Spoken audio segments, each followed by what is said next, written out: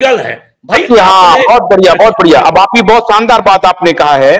अभी भाजपा को तो ये जवाब देना पड़ेगा कि आपको सबसे ज्यादा पैसे कहीं कैसे मिले, और बीजेपी अब ये बात कितनी काबिलियत से या कितनी होशियारी से भारतीय जनता को समझाती है भारतीय जनता पार्टी कि भाई हमको जो भी चंदा मिला है वो ठीक ठाक मिला है, कोई गड़बड़ी नहीं है, हम सत्ता में थे, लोगों का भरोसा हमारे ऊपर था, मोदी के ऊपर था, उन्होंने हमको जी खोल करके एकदम से लुटा दिया हमारे ऊपर पैसा, कोई बात नहीं है। अब ये अगर समझाने में कामयाब हो गए मोदी जी तो बड़ी अच्छी बात है, समझाने में कामयाब नहीं हुए तो मोदी जी को लेने के देने पड़ जाएंगे। लेकिन अभी जो आपने कहा ऑनलाइन का, आप हैरान हो जाएंगे अजीत जी।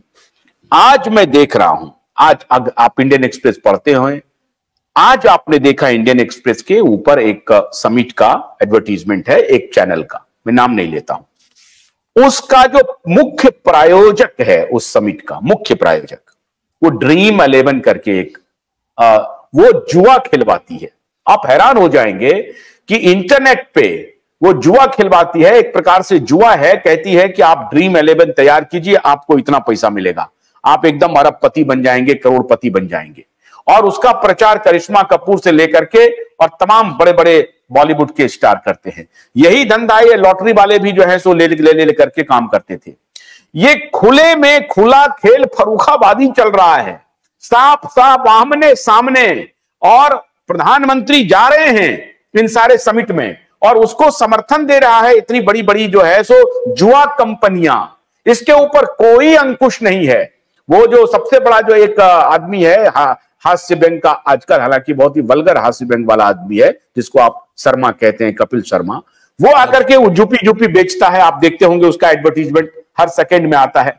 तो ये जुआ का जो एडवर्टीजमेंट है खुले में चल रहा है, उस पर कोई रेगुलेशन नहीं है, हमारे युवा पीढ़ी को बर्बाद किया जा रहा है। मैं व्यक्तिगत रूप से सैकड़ों युवाओं को मैं जानता हूं जो उस खेल में दिन रात लगे हुए हैं और पैसे भी बनाते हैं, कमाते भी हैं, हारते भी हैं। तो इस तरह की स्थिति में जो चल रहा है खेल, उस पर भी कोई अंकुश लगेगा या और बढ़ेगा ये मामला?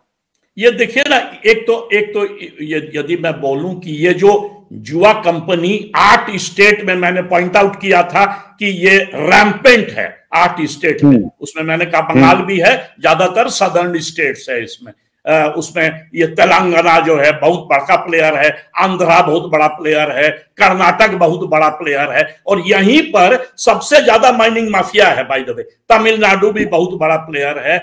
जो गरीब राज्य हैं जैसे कि हमारा बिहार या मान लीजिए उत्तर प्रदेश या बाकी जो राज्य है, मध्य प्रदेश, जो बीमारू स्टेट है, उसमें ये गुंडई और जो भी कह लीजिए जबरन धन छीनना कम है। तो ये क्लियर कर दे हम लोग अपने ऑडियंस के लिए। दूसरी बात जो इसमें एक तो सबसे बड़ा जो गड़बड़ी है, जब इन्वेस्टिगेशन फर्दर आएगा तो और डिटेल मालूम चलेगा कि इसमें बहुत सारी कंपनियां, जैसे कि वो सैंटियागो मार्टिन जो नंबर 1 प्लेयर है, जो सबसे ज्यादा चोर है और सबसे ज्यादा पैसा दिया है, वो तब दिया पैसा जब उसके पीछे ईडी का रेड हुआ, सीबीआई का रेड हुआ। और जानते हैं सितंबर में सीबीआई का ईडी का रेड हुआ, अक्टूबर में वो बॉन्ड खरीदना शुरू कर दिया।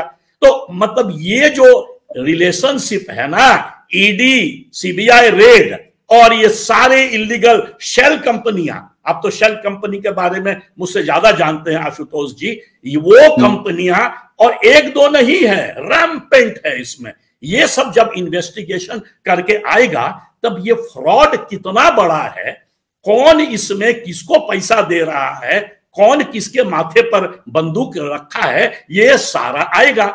अब चक्कर क्या है कि सुप्रीम कोर्ट जब इसको मॉनिटर करते रह गया चुनाव तक, तो ये पूरा जो ये अपना 7 फेज का चुनाव है जून 4 के पहले तक, तब तक ये बहुत बड़ा कैंपेन इश्यू बन जाएगा। तो कैंपेन इश्यू बनेगा तो बाकी जो कैंपेन इश्यू थे, जैसे कि आर्टिकल 370 या राम मंदिर या बाकी, वो पीछे खिसक जाएगा ना। जहां स्कैंडल हो रहा है, याद रखिएगा 2013 आप उसमें बहुत एक्टिव थे आशुतोष जी, तो उस समय याद है ना कि भाई मनरेगा में जो काम किए प्रधानमंत्री मनमोहन सिंह, वो पीछे हट गया। बाकी जो काम किए सिविल न्यूक्लियर डील जो प्रधानमंत्री मनमोहन सिंह ने किया था, वो पीछे हट गया। सामने आ गया करप्शन, अन्ना हजारे का पूरा मूवमेंट। तो उस तरह से यदि पॉलिटिकल पार्टीज इंडिया अलायंस के या बाकी भी, मान लीजिए मायावती जी या आजकल तो तृणमूल भी इंडिया अलायंस में एक्टिव नहीं है, वो भी करे, बाकी जो छोटे छोटे पार्टियां हैं जो किसी साइड में नहीं है वो भी इस इशू को, इनफैक्ट मैं कहूंगा छोटे पार्टी जो है जैसे चिराग पासवान जी का पार्टी या और भी जो छोटा छोटा पार्टी है, हम लोग रोज बात करते रहते हैं उसके बारे में, उनको इस इशू को सबसे हाईलाइट करना चाहिए। क्यों? क्योंकि उनको सबसे कम पैसा मिला है इसमें। ये सारा गया है बड़े पार्टीज के पास और बंगाल और सदर्न पार्टीज के पास। तो उनको जो है छोटे छोटे पार्टियों को हाईलाइट करना चाहिए। भोलानाथ के 2-in-1 बैटरी ऑपरेटेड हार्वेस्टर कम ब्रश कटर के साथ ट्रॉली अतिरिक्त लागत पर उपलब्ध है।